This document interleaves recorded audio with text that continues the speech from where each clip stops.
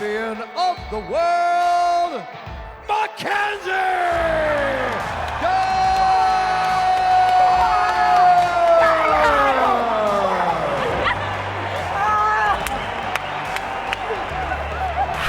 Louisville, can I get a hell yeah?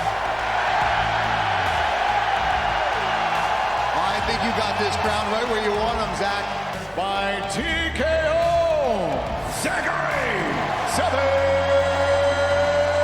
Reese.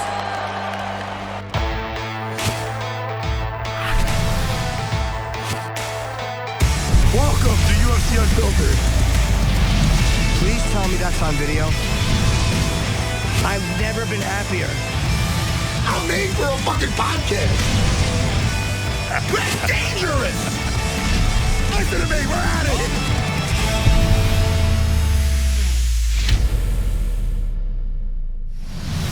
Welcome to UFC Unfiltered. I was just trying to get the dirt from the guys behind the scene. I love gossip, Matt. Me too. I was waiting for more. I was waiting for some dirt. And we'll get to our first guest very soon because we have the it's so nice to say, the champion, Mackenzie Dern, strawweight champion. Oh, my goodness. She's waited a long time. Fantastic. Yeah. Should we just bring her in? We shouldn't make her wait. No, I Let's thought bring we her in. were. Come on, man. Let's bring her in. There she is. Yeah. Hi, Mackenzie. Champion. Champion of the world. Jimmy, come on, Jimmy. Yes. Come on, Mackenzie. I can't believe it, guys. This is so cool. Congratulations. Thank you. How's your papa? Is he He is through so the roof? proud. Over the moon? Yeah, we went to like a rodeo yesterday, and he wore like the belt on his shoulder, walking around. He's so That's happy. He's so proud. Now, rodeo, wait, had you been to a rodeo or is this just something you wanted to do once? Oh no, I used to do rodeos when I was younger. Did I What do you know mean? that? Yeah, I used Oh. to do barrel racing. Wait, what is that? It's like when you have your horse and you need to go as fast as you can around some barrels, like in a pattern, and whoever goes fastest. You kind of like when you're a kid, you just like hold on, and then the horse goes. Where is this that you went to the rodeo? This is in Arizona. I was there for Oh. a wedding and to see my dad and stuff. Did you have aspirations like when you was it ever something you wanted to do for a future, be in the rodeo, or was it just something you did purely for fun? Oh, I started horseback riding when I was like 5, and my coach his wife did barrel racing and stuff, so I already got into Western riding, and then I got a horse, and then I competed, but always jiu-jitsu was the priority. Oh, Yeah. even back then, okay. Yeah. Jiu-jitsu was like always a priority, but I did that together with jiu-jitsu. And so I was traveling all the time. So then we had to sell my horse. Oh, okay. Did you ever get thrown off it? No. But my horse, she was so she was tough. Like you couldn't be scared to ride her. They can sense it. Yeah, she would go all the way to the end and then turn like last minute, you know what I mean? She would like try and throw people off her all the time. I'd be uncomfortable on a horse. I think I'd have to start on a pony or something, or really something small. You know? I don't When his feet can touch the ground. Maybe because I'm short, I feel I'd be really high up there. You know? Yeah. I have no clue. Hey, so much has changed since we last spoke to you. The last time we spoke to you was going to be, when was it? That was before UFC 298. And it was right before you were going to fight Amanda Lemos. And, you know, you would drop that and at the time, you had a record of 1-3 in your last 4 fights. But, dude, things change. I mean, right now, where am I right now with this? 1-3 in your last 4 fights. I'm catching up to this. Look at us now. Now we became champion. You're on a 3-fight win streak. Is that right? Yes. Thank goodness. Thank goodness, because I didn't have the notes. Now, what has changed, like personally, like in your training? I know you're still with the great Jason Parillo, and I'm very proud that he's got to be extremely proud. especially with your especially with the way your stand up is looking lately. I'm all over the place. But what has changed since the last time we spoke, and now you are a champion in your training? I mean, for sure, I dropped back with Parillo, so that's helped. I mean, Amanda Lemos was my last fight. I went to Parillo right after Amanda Lemos, so actually I've trained like 2 weeks with Parillo for Amanda Lemos fight. That's it. So it's just like, coach, let's get back. And so he helped me out he was just like, go in there and just go crazy. That was the strategy, basically. You didn't have a lot of time with him, though, for that. I know I didn't. I took the fight kind of short notice, and it's like, it was a good fight. Like, I felt like I could have won that fight, for last minute. She was training for Tatiana Suarez too. So, but still, I mean, so I got back with Parillo since that fight. And then I don't know. I mean, I think it just trying to get better. I think it's just like experience and then getting like mature as a fighter. It takes time to mature as a fighter. It's not like one day to the next. Especially like jiu-jitsu and then learning everything. So kind of my striking is. I mean, I feel like I won the belt off of my striking. That's great. What were you thinking when it went to the judges? Like, because you looked good. It looked like you were going to get the decision, but again, they're so crazy. Sometimes you have no idea which way they're going to go. So, how did you feel when you were standing there waiting for the decision? Yeah, I mean, I was a little bit nervous. I felt like I really wanted to win, and I fought. I felt like I fought to win the fight no matter what. And I felt like she fought to kind of do the minimum to win, to make sure she gets the win, and I was just trying to like do everything I can to win, everywhere, so I felt like that. But again, like you said, when you leave it to the judges, my ideal victory would be like a submission or a knockout, you know what I mean? Yeah. So I was a little bit like, oh, let's see how it goes. I lost to Amanda Lemos because of the first round because she landed some calf kicks and I took her down and I controlled her, so I lost having control on top before, you know what I mean? So I was like, maybe it'll be again this time, we'll see. So yeah, I'm glad I got the win. Well, the judges too, and Matt and I have noticed this, they've been less generous with people who are on top. They've been like, there was one fight that I thought that was a pretty poor decision. 2 women fought, but a few times they've gone with somebody striking, even though someone had top control through a lot of the fight. The judges are less likely, it seems, lately. You've noticed that, right? Yeah, I feel that too, which I'm so happy because it's like you're not just trying to like steal the rounds, you know what I mean? Like you kind of have to be at least attacking the whole time. And I mean, at least for me, it's like if I'm on the bottom, I have my guard open, So I feel like they could try and pass, but they don't even want to do ground and pound because then maybe I could get them a submission, so they don't even open up. And when I'm on top, they're like hugging on to me. So by the time I can like rip them off, like take them off, like I feel either way on the ground, they're kind of stalling out with me, you know what I mean?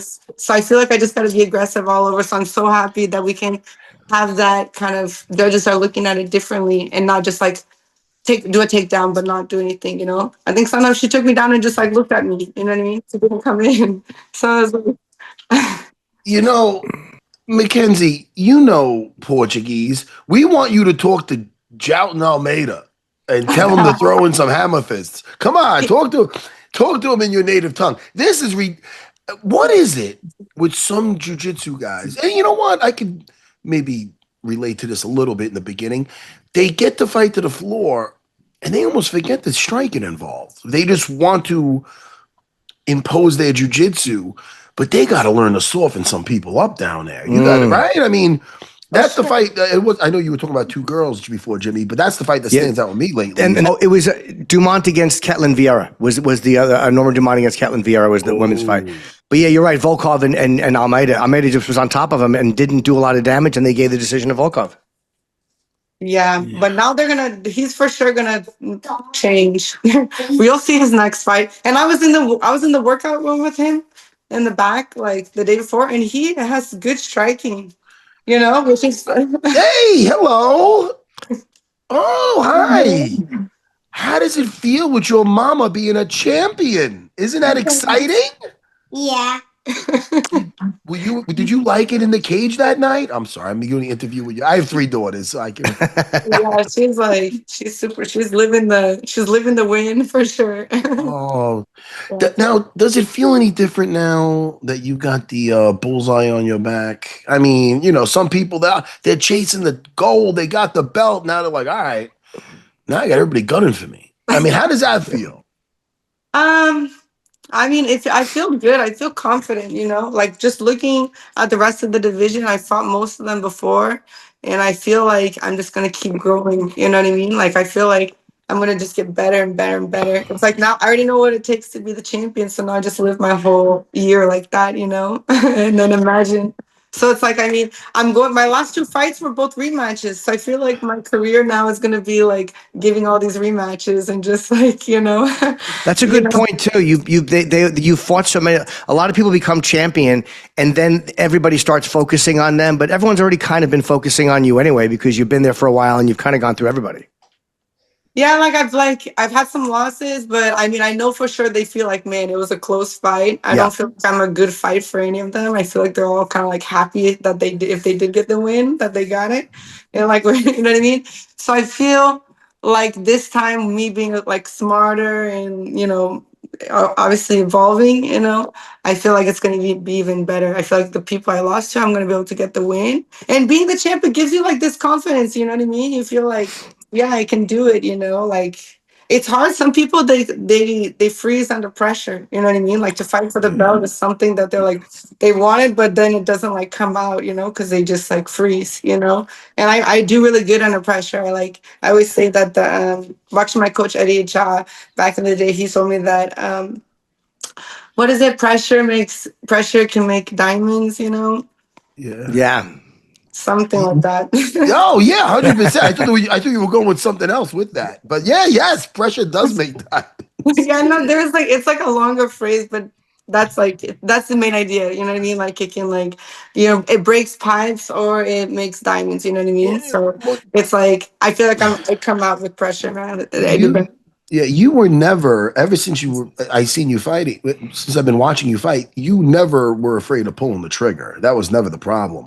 I mean, I just think that Jason Parillo must be very proud. Like you just said, you felt your striking won you the belt. Back to your coach, only because I know you've been with him for a long time, and he's had other champions like Michael Bisping. I know he's with BJ Penn back in the day. But hey, how proud does he have to be with you using your striking to get the belt?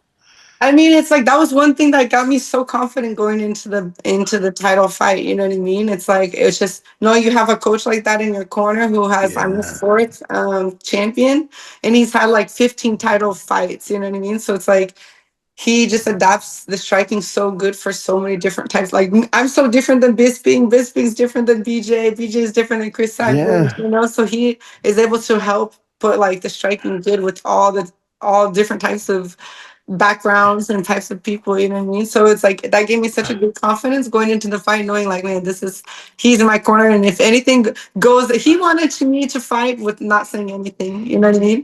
That's like what Yeah. you want to get to, but it's just good knowing that if he does need to kind of like guide me throughout it, it's like I can just listen to him and I know I'm in good hands, so it's like really, Yeah. really good. And he's a real coach. I remember I heard Michael Bisping talking about him on the Jackson podcast.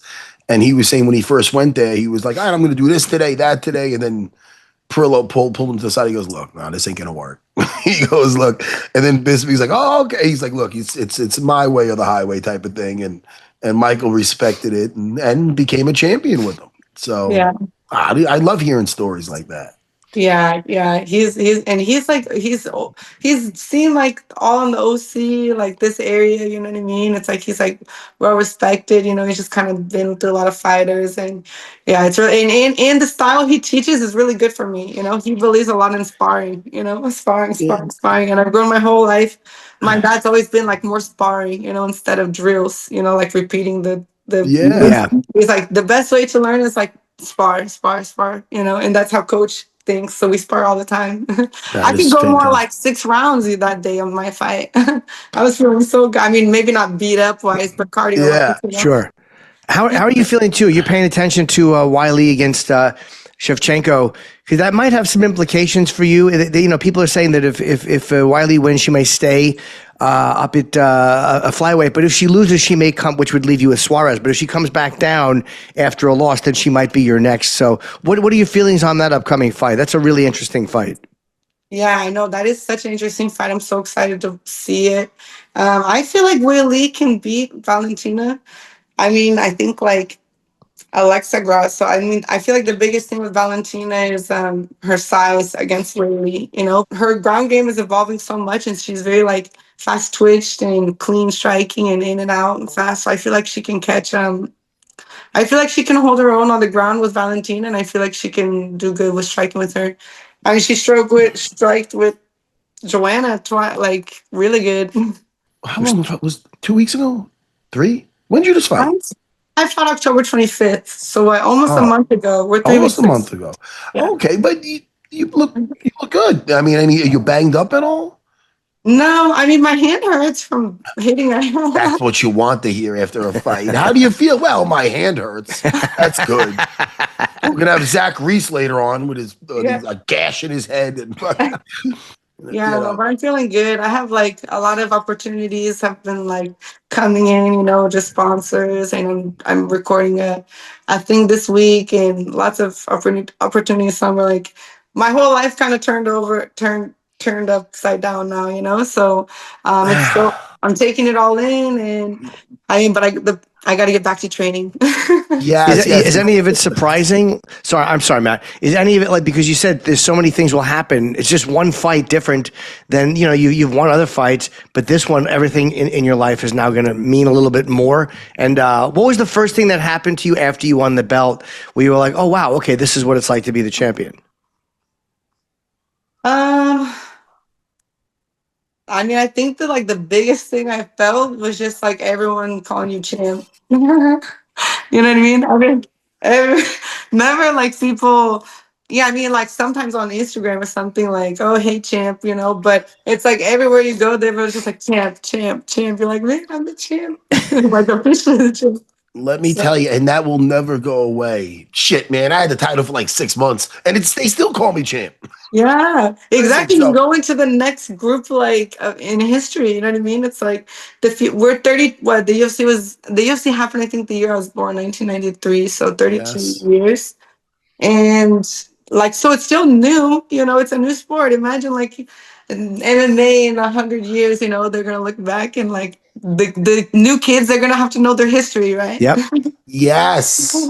Oh, that's so exciting, and it must have been so great with your daughter there. That just adds to it, right? I mean, wow. Yeah, I think it was really good. I think I don't know. I feel like I can help the UFC a lot just like by marketing and trying to like now with Paramount and everything, just kind of reaching like more women and kids and and just like I don't know, like help.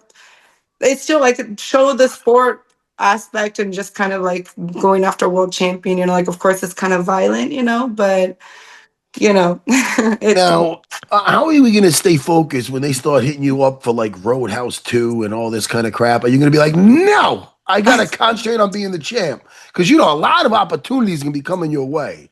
I know. That's the hard thing. I've been asking, I just been like praying to God, I can have the right guidance and have the right people help guide me on this part of my career.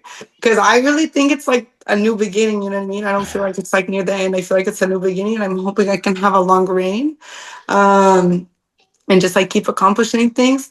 So yeah, I want to make sure I'm like calm and making the right decisions. And it's, again, more for Moa's future and my future.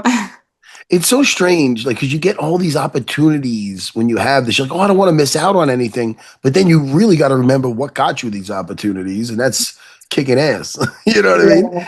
Yeah, exactly. But I mean, it's like, we can't fight forever, And I've had like offers from OnlyFans all the time and stuff like that. And I was like, it's like a lot of money that they're offering you, And it's like, okay, should I do it? Should I not do it? This is before I won the belt, you know what I mean? Like I was still trying to win the belt, and I'm just like, man, I could take like the higher amount of money now, but they just said there's a lot of content. You have to be like posting all the time. The more you post, the more you make.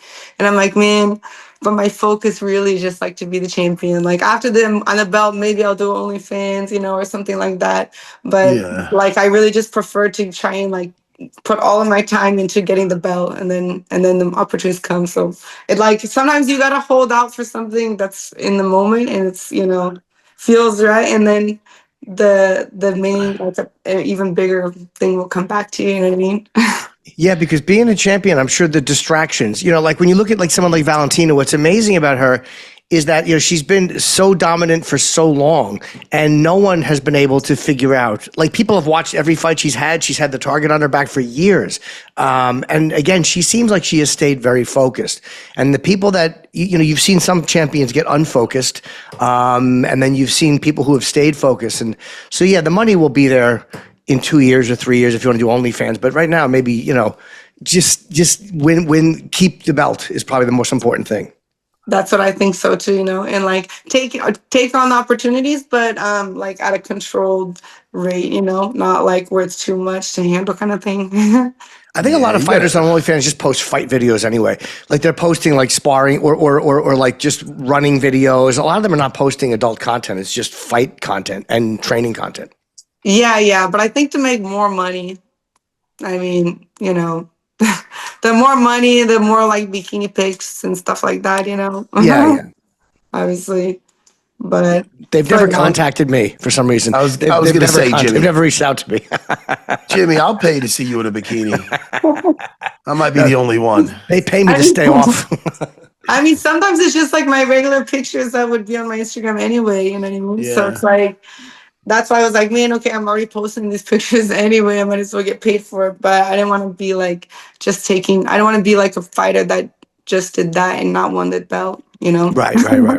Yeah, because the money probably gets, I mean, you look at like Paige Van Zandt, somebody who made a tremendous amount. The money from that might get tempting to start focusing on that and not on the thing that you love so much. And, you know, that will be there after fighting. Fighting might not be there after OnlyFans. Does that make sense? Yeah, for sure. Yeah. So now I can do whatever. I can do everything because I'm the champ. Yeah. Top of the world. Well, listen, we are just so happy for you. Very happy for you. Watching you. As a jiu-jitsu man, I always love watching you fight. I love your guard. I love how you're so aggressive off your back. That's another thing. Guys, gals, everybody in there should want you off your back. And that's the way you work your guard. People are dying to do. They don't want to be there. You know, some people either just try to get up. They just try to get up. You have to be threatening down there, you know? Yeah, for sure. Because even like when you go to ground and pound, you're opening up. Like anytime you're opening up, like I just saw my fight with Amanda Ribas. I swept her because I pushed off the cage, you know? Yeah. So I'm like using the cage and then I swept her. And then I landed on mount like with the armbar, and then I let go of the armbar. And then I'm like punching her for like more 30 seconds. And then I went from the armbar with like 20 seconds left. So you see like in 20 seconds, you can still get a submission from like just the mount. You know what I mean? And it's so it's like there's always time, you know?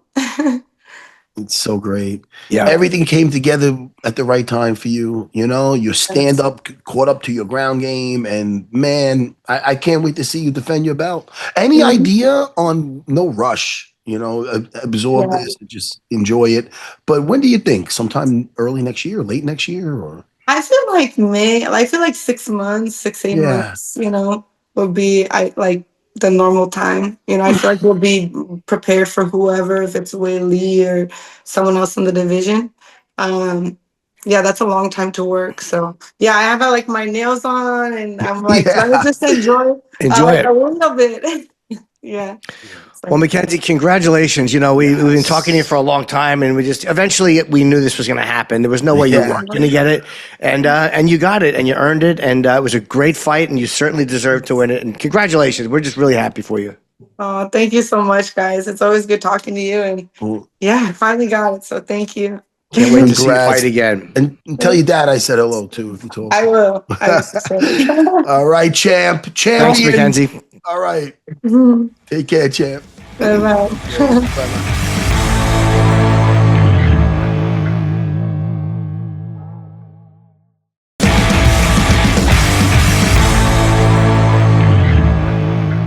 it's so great, man. I'm happy for her. It's fantastic, and I'm happy for Jason Parillo. That's a guy I get along with very well. Yeah, he's a great guy. Really nice guy. He's a great coach too. And why, when you were talking to Mackenzie Dern, when you were saying how some champions lose their focus, you were staring at me through the Zoom? Well, I was looking at the Zoom itself. I wasn't thinking of you. You weren't. Oh, I was thinking of someone specifically, but I will not say who. It doesn't matter. All right. Well, I'm sorry I didn't defend my belt. I didn't think you lost the focus at all. I just thought you lost the eye of the tiger. Yeah.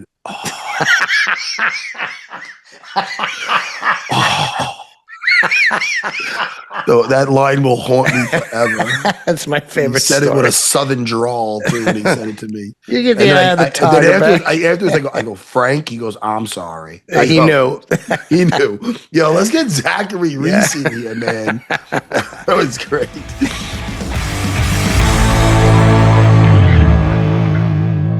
How are you, Zach? I'm doing good, guys. How are y'all, man? Man, dude, well, Really listen, good. happy for you because, you know, is it? Did I hear that correctly? Where your opponent did not go past the first round before? Yes. I mean, he fought like it. He fought like a guy that's just going in there to get you out of there. I mean, part of that, I don't know if that hurt him at all. Where that second round, he came out like a bat out of hell too. What happens is when you're used to getting guys out of there, you're not used to really pacing yourself because you don't have to. You know, maybe it's something you should work out in sparring and training. But what did you feel? How did you feel after that first round? Where was your head at? Because when I was watching you in the corner, I guess I'm listening to you breathe, and I'm like, is this going to affect him? I mean, because you had to take some fucking hard elbows and weather some stuff. But yet you did and show a your groin ground shot. game. And a groin shot. Yeah. How did you feel between the second and third? First and second, I'm sorry. So him walking out to Kid Rock was a great tell of how that fight was going to go. So I knew he was going to come out like crazy, man. And, you know, in between rounds, I just wanted to kind of like catch my breath and settle. Because that was kind of my honestly, the only thing that was kind of worried about, you know, I took the fight on 4 days notice, was just gassing out. I was like, don't gas out. Because, you know, I'd been training, but, you know, with fighting, you know, you like to peak at a certain time, and I like to peak a certain way, and I base it a lot off my heart rate. So, yeah, man, it was interesting, but I felt good, you know, especially in the first round. I got the takedown, and you know, you can tell when you grapple guys when you have like a clear advantage on them, and I was like, okay, definitely that's going to be my easiest path to victory. And yeah, man, it was he came out swinging for sure. He came out. You came out punching. You know, your strikes were great. I think you started the fight with an overhand, like with a left that landed, and he was throwing those horrible elbows up against the cage. And you went down at one point. I think it was a knee to the stomach or something.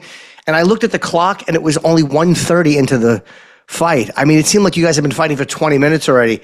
So when you got that groin shot, as much as I'm sure it hurt, it seemed like that really helped both of you guys kind of collect yourself to finish that round. Yeah, for sure. I mean, and that was definitely a part of it too. You know, it was a good chance for me to catch my breath. And, you know, I only got 2 kids, and I want one more for sure. So, you know, I'll make sure the boys were all right. And, yeah. You got submissions, you know, in your resume here, but, you know, we're usually seeing you standing up, beating the crap out of people. I loved when you got to the floor with him, how you kept advancing your position, how you weren't letting him even lock that guard up. You were advancing by passing that knee line, constantly putting the pressure on him. What belt are you in jiu-jitsu? I'm a brown belt. Yeah, damn right you are. All right. I know what I'm looking at. Come on now. That is, I mean, isn't it great to have that in the arsenal? People are thinking that you're just going to be sitting there throwing all the 8 limbs, and now, you know, you got that in your back pocket. Did you plan on going to that with him? You know, I didn't plan on going to that with him. I thought he was going to try to grapple me more, but you know, we're the same size frame, and so he loves like triangles and guillotines, which is like that's my bread and butter. I love all that stuff too, which just it helped me be more aware of it. You know what I mean? And man, I'm training at Extreme Couture with Sean Strickland. It's just been we grapple so much, man. We grapple so much, we wrestle so much. And he's such a good grappler and wrestler that I've leveled up so much since I've been training out there with him.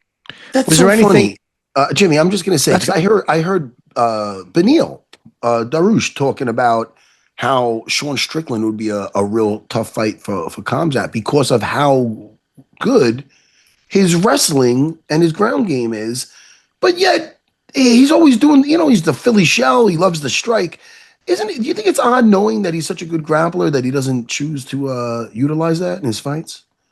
I always joke with him. I think it's because he just tries to fight like a conservative. He wants to just stand there and trade a bit. But yeah, he's got that in his back pocket, man. And he would. I mean, I think he surprises a lot of people when they train with him. But yeah, there's a lot of, like, even the Adesanya fight, man. If he would have decided to just wrestle heavy, I think he would have even dominated even more. So yeah, it's a surprise, and it's interesting. I always wonder, two guys, and I've heard guys say it who are really good on the ground, but they say you do get addicted to the knockout and to the idea of just putting somebody down. And there are guys who have been really, like, and again, the example I always raise is Roy Nelson, who was a black belt, but very, very rarely used jiu-jitsu in those fights. He would always just stand there and throw that horrible overhand right. Is that part of it, do you think, where guys just fall in love with the idea of just dropping somebody with a punch? Yeah, I think so. I mean, that's how I always want to finish fights, for sure. And that's, for me, jiu-jitsu was always kind of a defensive thing, right? Like it when guys did take me down, I could use it, offensively. But that's one thing training with Sean that I've learned too, is for me to implement my wrestling. And, it's another look for guys to worry about, and it keeps guys from being able to, try to walk you down, right? It adds that extra flag of caution for him. Was there anything you learned from watching? I don't know if you watched McVeigh's fight against Ferreira, where he was submitted. I think it was an armbar.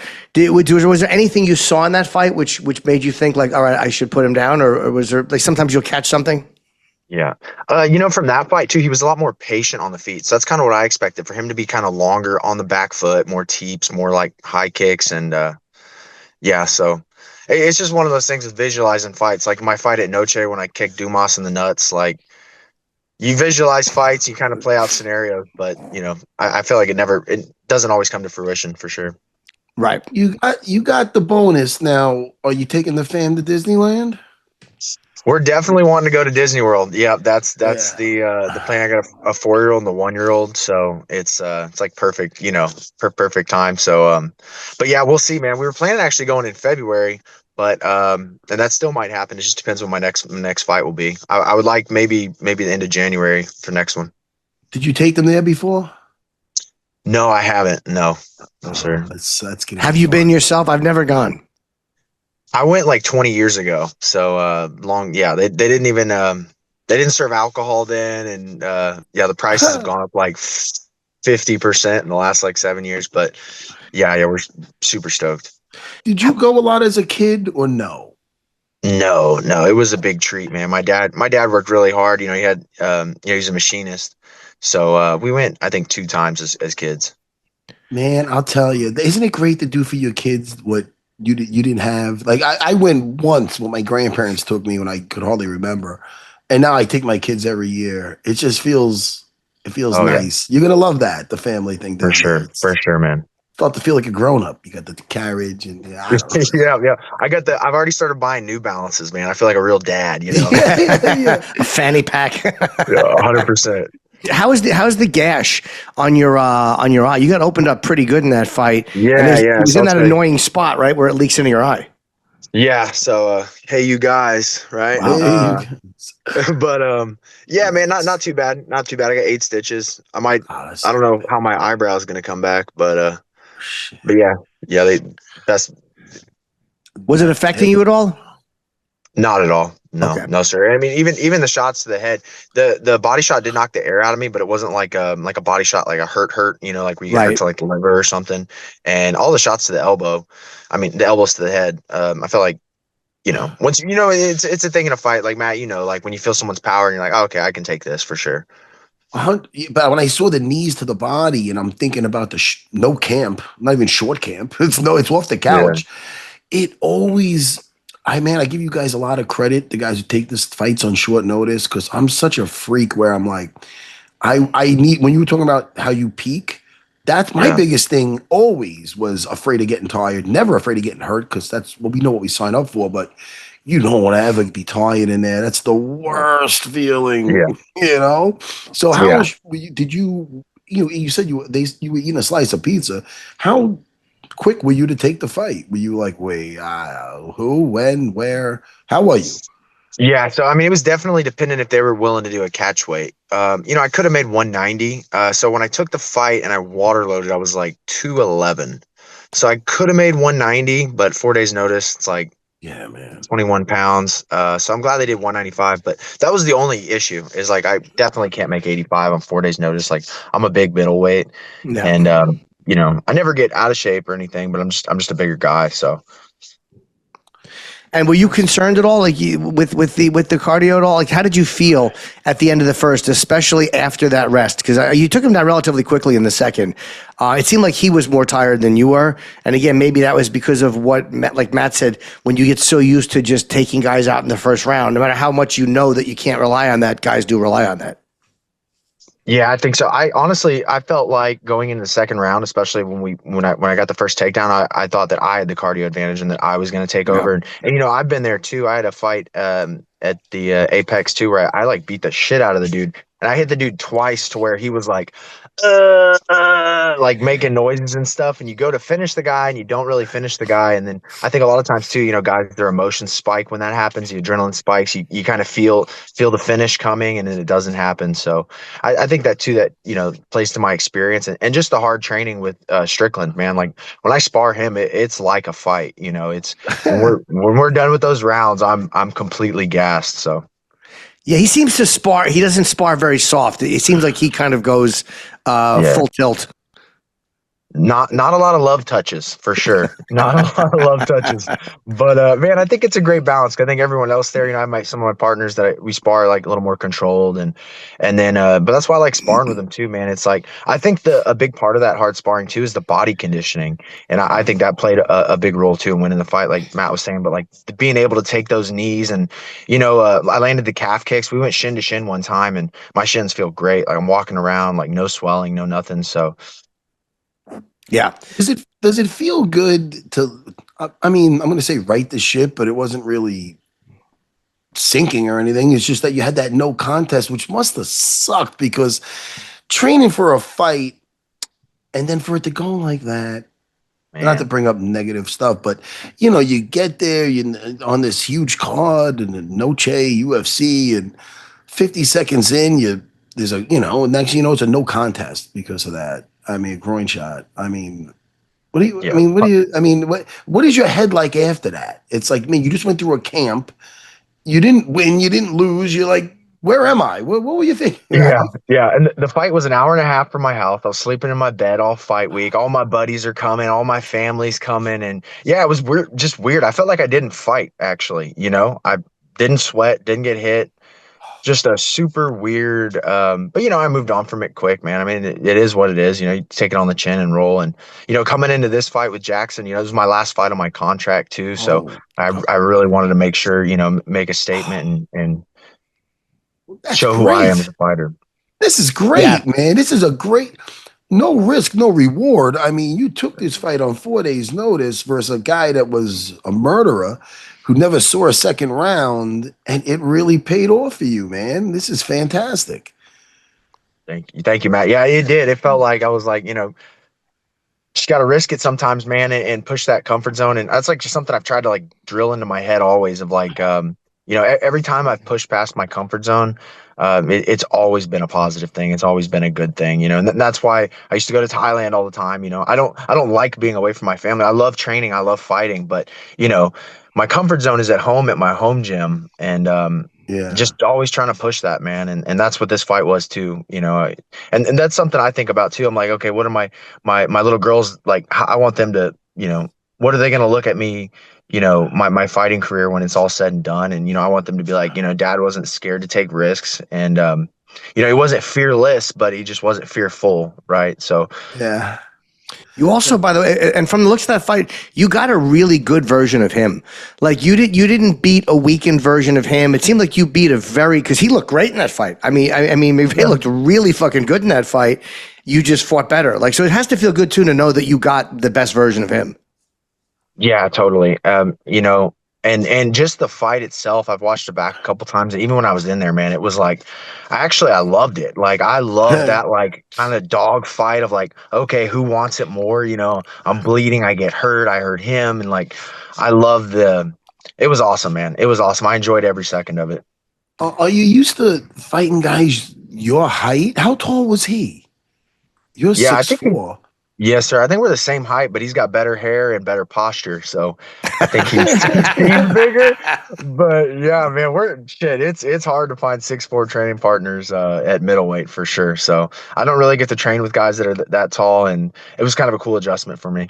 It could be weird sometimes. One time I fought a guy a little shorter than me, believe it or not, Ivan Medjevar. Yeah. Oh, it threw me off a little. I'm like, I'm used to being the shorter guy with the little limbs. Yeah. I'm in half guard. He's jumping to his feet. Like, God, you have a little feet get there. It's funny. I suplexed him, and I thought I'd land him on his head.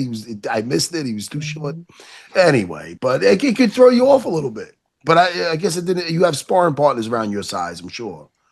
I sparred this dude from Mexico that was like a 6'7" middleweight, believe it or not, like a month ago. So that was kind of a good look. But because it's funny you say that, Matt, because I think it's always like the grass is always greener on the other side. Like sometimes I wish I was a shorter dude, so like my game was to get on the inside and rip stuff, you know. And I think shorter guys think, man, I wish I was tall so I could just be on use my range and be long. But how skinny was a 6'7" middleweight? Dude, he was skinny. And what's crazy is the dude had fought at welterweight. I was like, dude, there's absolutely no way. Like, yeah. I couldn't make welterweight. I fought at welterweight as a child, but yeah, no way as a dude, I'm 5'6". Imagine I fought a 6'7" welterweight when I was 5. You ever see that Gilligan's Island when he's running through the Giant's legs? Yeah, right. All right, skipper. Yeah. Well, Zachary, it was such an exciting fight, man, and then congrats on winning it, and again coming off 4 days and doing that performance against a guy who looked really good. And I think he was fighting exactly the way he would have wanted to fight, and you still won. So, congrats, man! It was a great fight, and cannot wait to see you fight again. Thank you guys so much, man. Great talking to you guys again. Enjoy Disneyland. For sure, guys. You get something coming up, come back on, Zach, please. Absolutely. Thank you so much, Matt. All right, man. Congrats, Take care, buddy. Brother. Be good. Congrats, Zach. Take care, guys.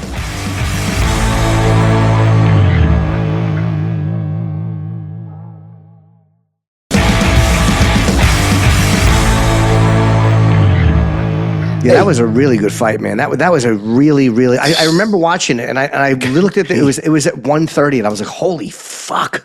All of this has been happening, and it's not even 2 minutes into the fight." That's not the last we're going to see of Jackson McVeigh. Not at all. Was he aggressive? He was an aggressive individual, and you're aggressive with your picks, and you're still ahead of me. Man, I thought that Ricky Simone fight was so close. Yeah. Man, I'm really but listen, enough of my picks. These guys. Well, Yanez got the fight that was canceled, and I wound up going 1-1. But again, who cares now? I was down by like a lot of points. Now I'm only down by 10 points, and I'm up technically by 2 fights. So what?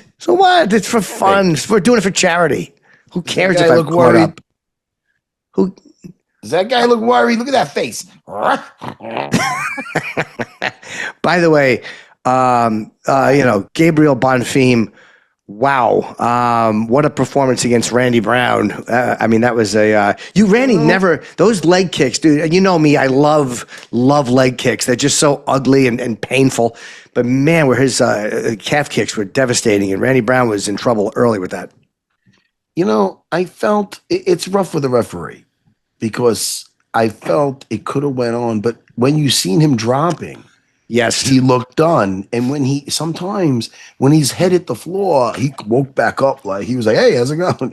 And that's when the rest. So it's a rough call, because the guy follows up with a couple bad shots, and the guy's already out. They're yelling at the ref. That's right. He saw him going down, and if you seen him going down, you could understand him looking to run in. And the head was back a little, and it looked like his eyes almost rolled back, and his arms, if I remember, Matt, were down by his side a little bit. Like he didn't seem to fall in a defensive way. He kind of felt like he was just very vulnerable. Maybe, like you said, when the head hit, he snapped back up. But he woke up very quickly, and he objected immediately. What's wild? the whole main card, yeah. Everything was a finish, yeah. Everything was a finish, you know. And what about that medic? What was that first round against Muslim Salikov? Yeah, yeah. I probably would have picked that fight wrong if I had picked it. I probably would have taken Salikov in that fight. Salikov needed a medic. Sorry, Jimmy. Jimmy, I try though. I do. I'm sorry. I'm not Bobby Kelly. Listen, dude. What does he say? You know what, dude? Dude. Yeah. Hey, Christian Leroy Duncan. Oh, over Tulio, that first fight of the main card. Hey, man, is he athletic and fun to watch? All those spinning elbows, and that was a really exciting fight too. And it was an exciting interview having him on. Yes, yeah, he was great. Yeah. We were good luck for him this week. And I'm happy for Mark Weir in his corner. That's an old school. That's an OG in the That's right. game. And they mentioned him too during the fight. They mentioned Mark Weir being in the corner, and I thought of you and your friendly interaction. I like him a lot.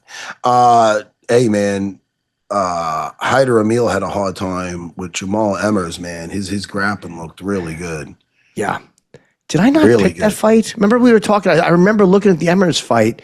Maybe I didn't. I guess I didn't because they didn't put it down. I'm not going to accuse them of it's my mistake. But I thought I picked Jamal Emmers. Maybe I meant to and didn't.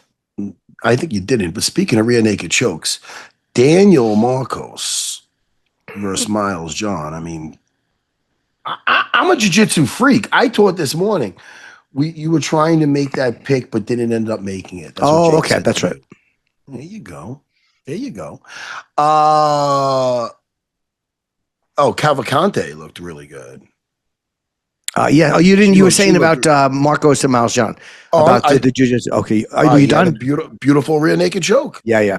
That's all I'm saying. I like that. And by the way, Denise Gomes versus Tisha Pennington. She just, and Tisha, to her credit, she's hard to hit, good movement, but I'll tell you, Gomes looked really just on point, powerful. Her wrestling, her jiu-jitsu, her striking, everything looked good. Yeah, she just looks really good. So, well deserved. Yep. And is Tisha still fighting?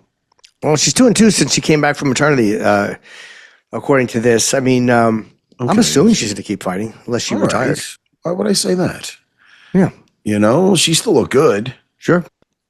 And we should also mention Matt Padilla over Ismail Bonfim, that second round TKO. That was a good fight, but Bonfim missed weight by 5 pounds. I was worried. What'd you say? Bonfim missed weight by 5 pounds. Oh, his brother should have a talk with him. Catch weight at 161, yeah. Listen, man, if you want to get the main event and fighter of the night bonus, you got to listen to your brother. Mm-hmm. Because he looked great. And also Joseph Morales with the sub over Matt Schnell. Very nice. Hey, listen, you can't ask for better than that, man. All finishes. Tremendous card. That makes me happy. Well, that's it, Jimmy. I told you. Thank you. Look at they're doing. That is the Gilligan's Island. See, kids nowadays, they might not even know what that is. When you said Gilligan's Island, I think everyone knows the name. It's such a famous name, but I was like, I would bet my life that Zachary Reese has not seen that episode. Yeah, I forget that, I'm an old man. Well, you just have older taste, that's all. For an old man, I have, young, I got hobbies that kids are into. I got a new VR game. Oh. I thought I heard a bong. Did you just leave? Jimmy, come back. We're not done. We're gonna leave. We're gonna end now. Oh, sorry. Jimmy, but this game I misunderstood. This game, you know how it's good because I play until my headset shuts off. It is so much fun. It's called Forefront. Fore front. Forefront. And it is like Battlefield. Now, if you don't know what that is, picture this for a second. Sure. 32 players. 32 players. Yes. Each in their own domain. Now, listen. Yes. 2 teams. 2 teams, 16 each? Yes. And it is basically war. You have tanks, you got quads, you got helicopters, you can go on foot, and you got to go take over bases. And it's just so much fun. And I just wanted to tell you about it. You enjoyed it. I'm going to go play now. And it is VR, right? It is VR, and it's basically like Battlefield in VR, which is a game that's pretty popular. Let me ask you, Matt, for the Apple headset that they have, which was like really touted as being this, I'm wondering if they have games on it because the graphics are probably good. So. No, not yet. Okay. Not that I heard of, or else I would have been on that already. When do you think they'll have like these VR headsets? It's still kind of almost like the Wii. Some of the like it's hard for them to get realism because again, there's just so much computing power you would need. Are they getting better and better into making it like literally realistic? I think it's way more immersive than that's why I'm shocked that the more kids aren't playing VR than regular consoles anymore. Because it's the head thing, buddy. It's the head. The head thing is money. You are in the computer. And I love it. It's all I play. A lot of them too, Matt, are on Twitch and they're streaming, so they want their face visible. And like people are not going to watch somebody streaming with just a giant fucking mask. Yeah, I mean, it's just probably the nature of it. I'm saying. Look on the Matt Serra channel and watch my VR episode. I got to do more of them. And you could see me and like doing it. It's even more fun. And then you see what I see through my yes thing. Chipped at some of those. I'm having a blast with it.